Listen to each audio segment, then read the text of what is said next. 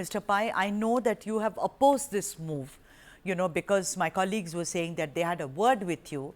And I think, if I may say this, a lot of thinking people who are old denizens of Bengaluru think this is just an eyewash, it's a hogwash. They are not ready to even, solve the perennial traffic problem in Bengaluru. And suddenly with this, they think all problems will be solved between North and South Bengaluru, sir.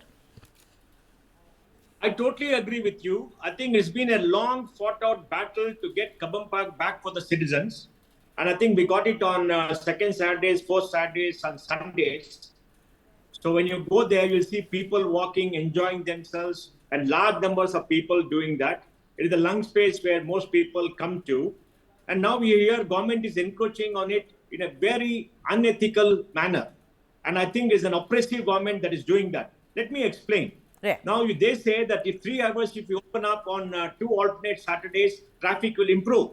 Now, why didn't they do a Google simulation where they have got the data every day for traffic there for the last 1 or 2 years and see how to regulate the traffic better for those 3 hours for smoother traffic? They say north to south between 6 a.m. or 7 p.m. to 10 p.m. or whatever it is. Why don't they simulate it to see what are the other steps they must take to make sure the traffic flows more smoothly during the time by cutting off some side roads, etc., elongating the time for the green light to be on for the traffic corridors in that particular area around the Cubbon Park. If they're able to do that, they'll solve the problem.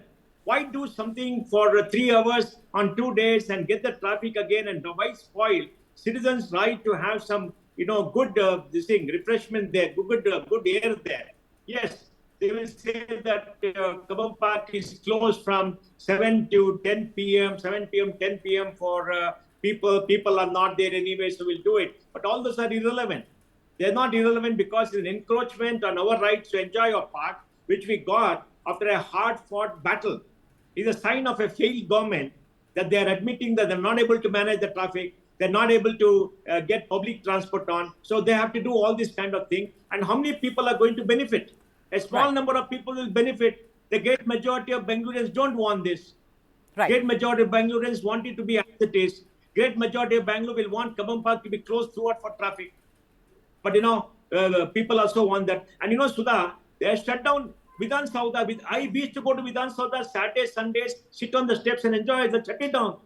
What are you trying to do? Vidhan Sauda is the palace of the people. Yeah. Vidhan Sauda belongs to the people. It's paid out of their money. We used to go with our children, sit down there. They put fences there. They don't allow it. They threaten us if you go nearby asking, who are you? Why are you coming? Saturday, Sunday, when they close, allow us inside the Vidhan Sauda. Shut the gates of Vidhan Sauda inside. Allow us in the park. They don't even do that. I mean, whom are you trying to protect? You're trying to protect political leaders from citizens who elected them. What kind of oppression is this? Yeah, Mr. Pai, that's what a lot of people are saying. Because the Vidhana Sauda is close by, suddenly this movement, and Mr. Pai, I don't understand. It keeps coming up. February 2024, it was up for then, when there was also talk that, Yadurappa's time, you remember, when there was thing that we will build a High Court annex inside, the citizens once again came on, I remember, came on to the road and said, what is this? You cannot do this. Why is it that this is a perennial problem? Every year it will come up. They will say, we will allow. Then they will revoke it. Then they will say, we will allow. Why is there no study that when you revoked it, what was the positives of it? There is no study on that. There's no study on that. Have they made a simulation study to say what is the pollution impact? You can simulate it in technology. You can simulate in technology. Then they'll say, Karnataka Pollution Board will put all this. I mean, that's all rubbish. How do you know those things work at all? Who will work? Who will monitor data? Who will do that? And to think that for 3 hours you do that, entire pollution will come down in that particular area is a very specious argument. In 3 hours, nothing happens for pollution. Pollution is a long-term issue. It does not happen in 3 hours in the evening, right? And Saturdays, Sundays, for 2 Saturdays in a month, it is a joke. Why are you doing that? Why are you again making citizens angry? It is just, it is just kind of lip service. Do you think, Mr. Pai, it is just a lip service to kind of do this balance? Who is behind this? There doesn't seem to be any study on this. And also, let me now be the devil's advocate. I called up a lot of people. They said, let them do. No. 7 to 10, no one is walking around that place. No walkers walk at 7 to 10. I said, but what about the pollution impact? They say every day they are allowing it. 2 days is not going to make a big deal. That's what they are saying. No, they may say not a big deal, but when you allow it for 2 days and 3 hours on 2 days in a month, please remember there are only about 6 days in a month when you don't have traffic going through, right? Out of which you take away 6 hours of the 3 days, about the 6 days. That's about 5 to 8%. And then to mitigate the pollution that happens inside, we'll take another 15-20% of the total time that is required. And if you do that, next day morning when you come, the pollution will be hanging. Please remember, in the daytime, if there is pollution, the pollution will rise up because the heat on the ground. In the night, it becomes very cool. The pollution will not rise, will stay down in the ground. And next day in the morning, when people come at 6:30 to walk about, there'll be this bad air lying on the ground. Remember that pollution, for the pollution to go up in the air and go away, you need some warmth, you need some heat on the ground that will only come when the sun is there. When the sun is not there at 7 o'clock, sun comes down at 6:30 or so at that point of time in winter, when the sun is not there, the pollution will hang about there for a long period of time. Right. Yeah. So we'll have a very polluted atmosphere on Saturday evening. Next day morning, right. when Mr. people Pai. come there, Yeah. the pollution will still be there. Yeah. Mr. Pai, whether it's potholes, whether it is constantly this battle about negotiating through Bengaluru, which was once a city of gardens, now this one, which comes up every year like a festival, what is the way out? Don't you think there is terrible myopic behavior on the part of not only politicians, but also authorities, sir? They don't see, they only have quick fixes. And this horticulture department is supposed to protect parks. Are they protecting Yes. parks? They're harming the parks. And even there in the Cubbon Park, when you go there in the evening, they shut the park down at 6 o'clock. They harass you. They go tell you to get out of the park. It's a people's park. The park should be enjoyed by people 24/7. They say that we can't. You know what they say? We don't have enough money for guards for the 24/7. We'll shut it down. This is the kind of things they do. It's an oppressive government. It is a sign of failure of the government to make the lives of citizens better. Has the lives improved in the last 24 months? No. Life has got worse. Potholes have got worse. The air has got worse. All right. Traffic has got worse. Public transport has not improved. Our metro is 3 years behind the ground. On top of all this oppression, they're trying to do this to hurt citizens. I just don't understand what Chief Minister Siddaramaiah and DCM DK Shivakumar is doing. They're supposed to protect us, take care of us. We elected them to power. Right. Instead of what are they doing? Yeah. Before I let you go, what about Bengaluru? Number go to the road. Bengaluru. Sir, before I let you go, what about Number Metro, the Bengaluru Metro? What is the point, sir? I mean, that also seems to be a big failure. If I have to allow into an iconic park vehicles, then what is the use of having this metro, which was supposed to be a solution for every problem? The metro has been thoroughly mismanaged for many years. Now we got a good officer with a good man. I hope he remedies this. They could not even order the bogies in town, bogies in time. We have the electronic city line put up. The bogies are not come. They're asking us to wait. Now that one more bogie set is supposed to come in Calcutta, we don't know where it is. We've not seen any news. Now we don't know when they're going on advancing the time. Today we heard a news report to say on MG Road that they're not going to open the full road going on to the commercial street, primarily because the equipment for lowering into the ground for the underground is come only now. I mean, what are they doing? Who needs such bad managers in the metro? It's a sign of a failed government. They must withdraw this, not make people angry again. On that note, thank you so much, Mr. Mohandas Pai, for joining us at the opening debate. That was Mohandas Pai, completely mismanaged. He says this thing should be taken back. We need to save Cubbon Park, much like what the News9 campaign is saying.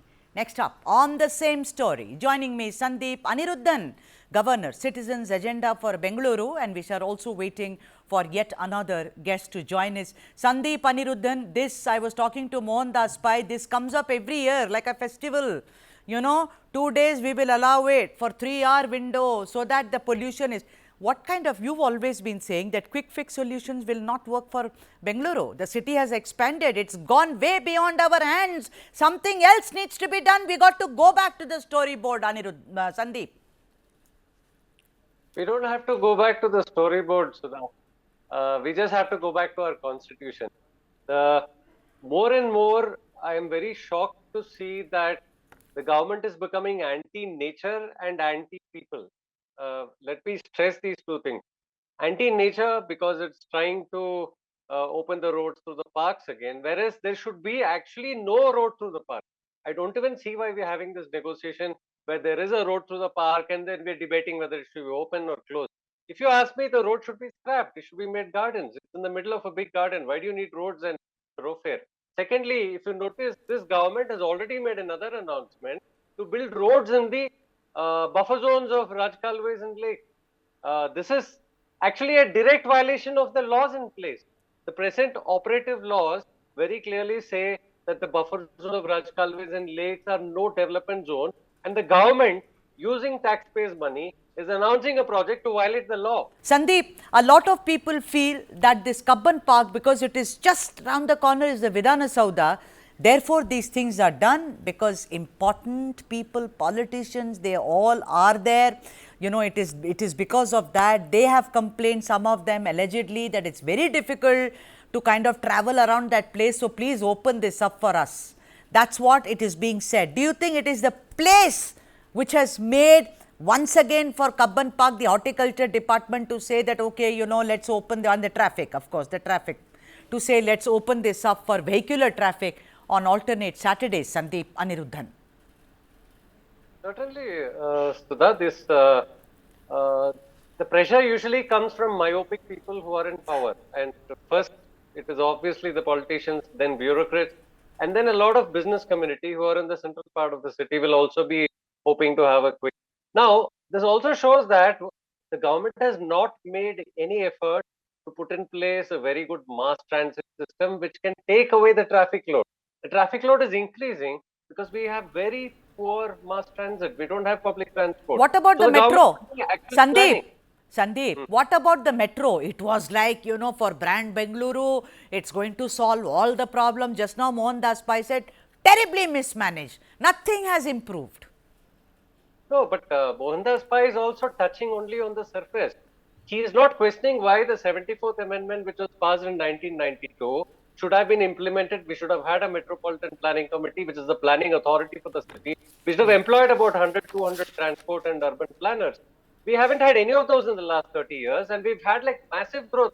Bengaluru has grown 3 or 4 times in this period when it should have had planning capacity, and we've grown without planning. And nobody, all these VIPs in our city are also so myopic. The ones who can influence, like Mr. Mohandas Pai, there is another lady, Kiran Majumdar. None of them question why governments, one after the other, have been unconstitutional.